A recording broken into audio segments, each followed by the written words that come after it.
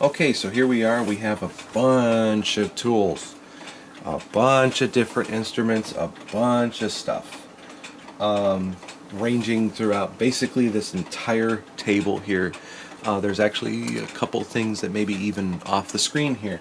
I had a hard time fitting everything in this area, or at least most everything. At least what you would really need to do something like this. But anyway, to get started here, the most important thing that you're ever going to need is a good set of screwdrivers. As you can see here, I have a lot of them. The ones I've collected over the years.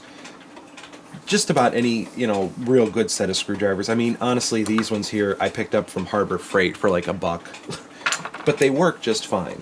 As long as the tips are good, they're crisp, they're clean, they'll work just fine. I also have an interchangeable Craftsman screwdriver that came with a set that I got a long time ago. A ratchet set when I was very young. Was a Christmas gift.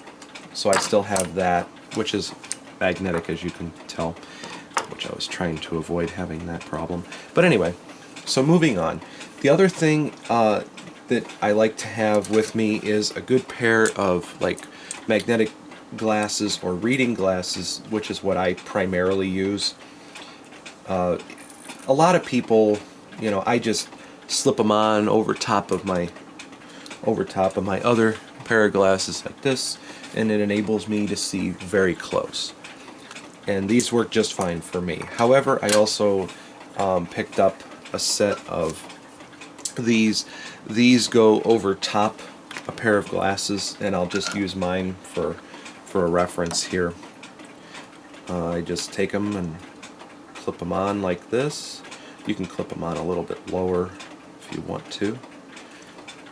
And then put them on, and it looks terribly stupid, but you're not supposed to look good while you do it, right? When you're working. But these work very well. I can bring, and I can still see far away if I put them low enough. And it's nice for looking real close to be able to read small numbers or see fine scratches or whatever you're looking for. These are a wonderful, wonderful asset. I do not know where these came from, other than a family member gave these to me, and they are just absolutely wonderful. Another thing that I talk about a lot is eye loops.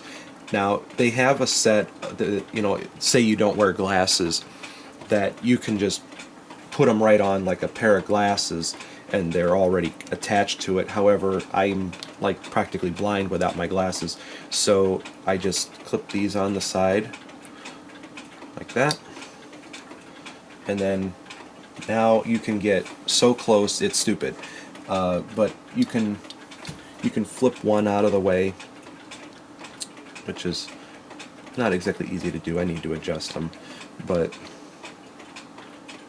you can flip them up like this, and then you can use just the power of one of them to be able to see what you're doing.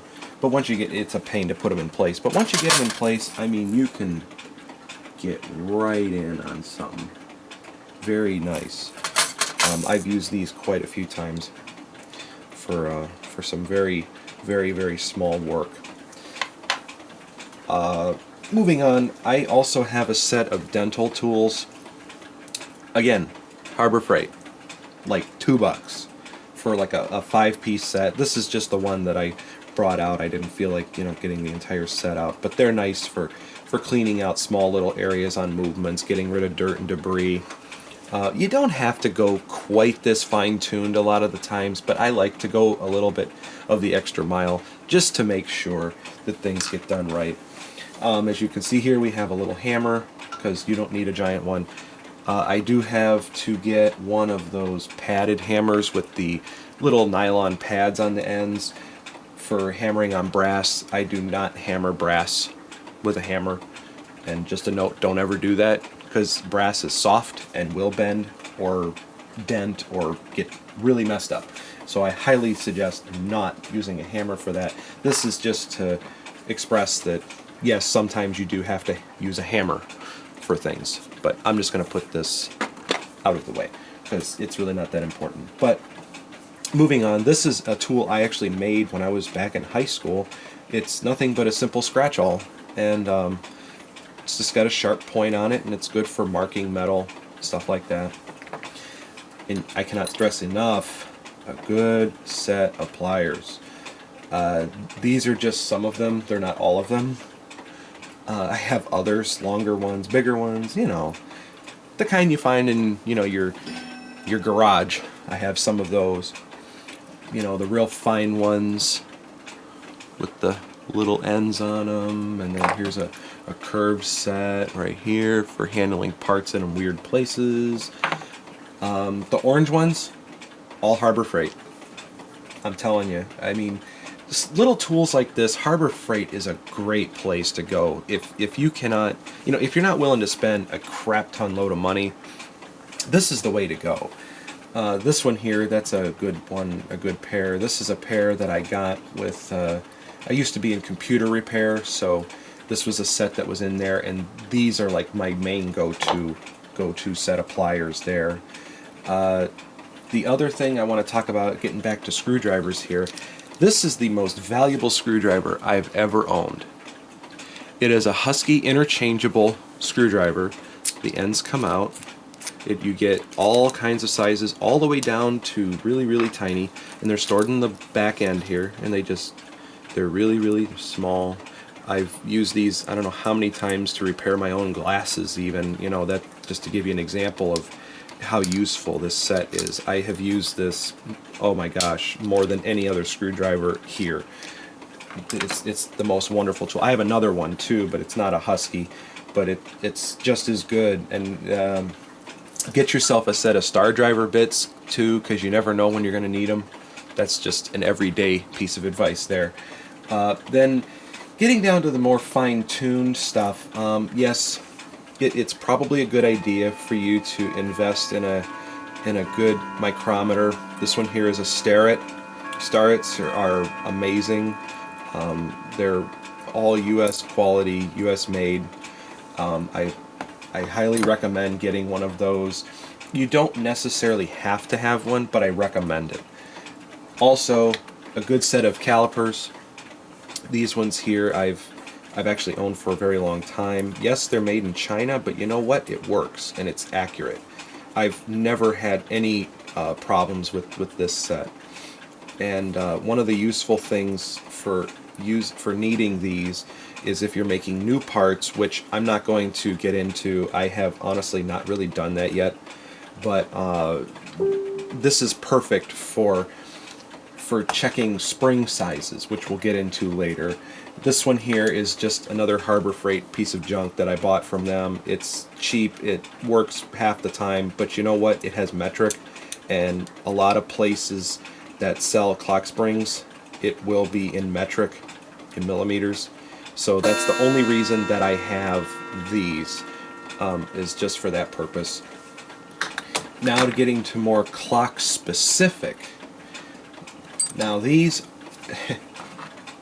you're probably wondering what on earth these are, what these little rings are for.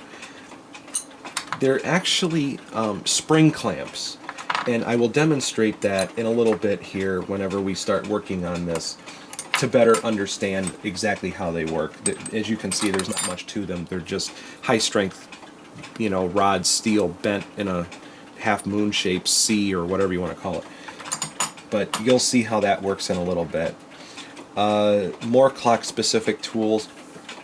A good letdown tool, which I will show you how that works whenever I need to use these. This is an interchangeable set with different key sizes, and then you just put them in there, and then it's nice, got a good grip on them for holding on. I also got another attachment for it that's good for bending wire. It fits in there, and it's got a nice little slot in the end here for doing just that, for getting in fine little places and making minute adjustments to wires or verges, or, you know, crutches I should say. So that's pretty much that. Now this wooden thing right here is actually an early version of this that I made for letting down a spring, you have to let it down gradually. Well, you can't do it with just the key because you'll rip your finger off. And I can't tell you enough, that is dangerous. Don't do it with just the key. It will hurt you. It will probably honestly break your finger or cut you very, very deeply, which I've had happen before, but not because I was stupid enough to, use just the key. But anyway, all I did was I took a table saw and I cut a slot here, and I drilled, well, reverse order, drilled a hole in the center, and then all you do is just stick the key in there, and there's your letdown tool. Pretty nifty. Slick, easy, Another thing, I'm not going to go into these little yellow boxes right now. That's for later. But a good set of brooches. These will come in handy later on. These are specifically for clock repair. Basically what they're used for is widening out the pivot holes on the front of a movement, which if you don't know what a pivot hole is, I will explain that in detail later. But I'm just telling you, you're really going to need that, especially if you plan on doing bushings. Another thing that's you're probably thinking, why the heck didn't I mention it already, is a good set of needle files. These are just generic little things I got from, I think I got these from Lowe's. There's also some here. There's even diamond files, which you don't really need diamond very much unless you're messing around with a lot of steel stuff, and you need to make little fine adjustments there. But a nice little set of needle files certainly comes in handy. Also along those lines too is a good set of punches. I have yet to really need these for clock repair, but it's probably not a bad idea to have a set around, especially when you're replacing click springs on movements, because you have to actually make a new retainer for that spring, and you need a set of punches with a hammer, and you just kind of beat down on it and then it'll hold it on there. But I got these just for in case I need that purpose. Again, inexpensive, like $5 from Home Depot.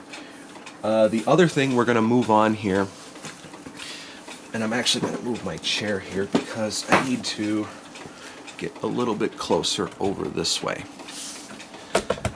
Now, right here is an expensive tool. To buy one of these brand new will probably set you back about $900. I was lucky enough to get this one at a discount price because it's used, and I got it off of eBay for $300. Yes, that's right. Anybody who knows anything about these, $300. And that was an expensive buy for me. I'm not rich by any means, but I needed this, and what it is, it's a bushing machine.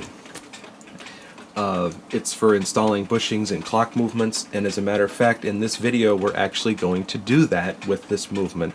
As I mentioned earlier, this clock movement definitely is in need of bushings.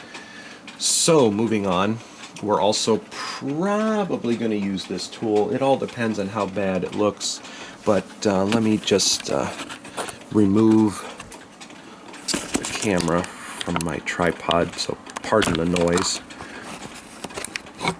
Okay. And then right here what we have is a mainspring winder. This also uses the same ends as the Mainspring Letdown tool. And you just slide those in there, and they're held in nice and tight.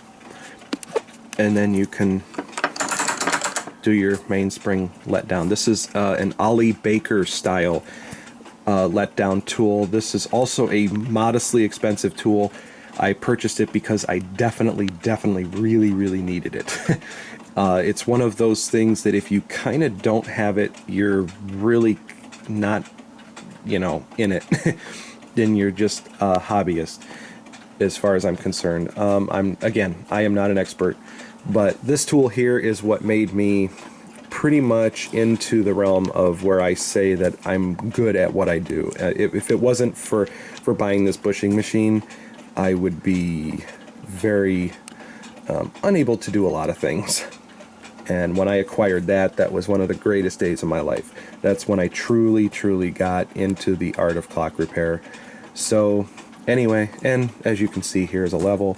I'm sorry. Well, it has a level on it, but it's actually a square, a tri-square to be exact. But who cares about that? We don't really need that right now. And very rarely do you actually need it for clock movements. But anyway, again, back to this, the overview of the tool table. There's a lot of different things. I'm pretty sure I talked about most everything on here. So I believe, oh, and then we have markers over here for checking if gears mesh right and whatever, which is how I do it. Other people do it different ways.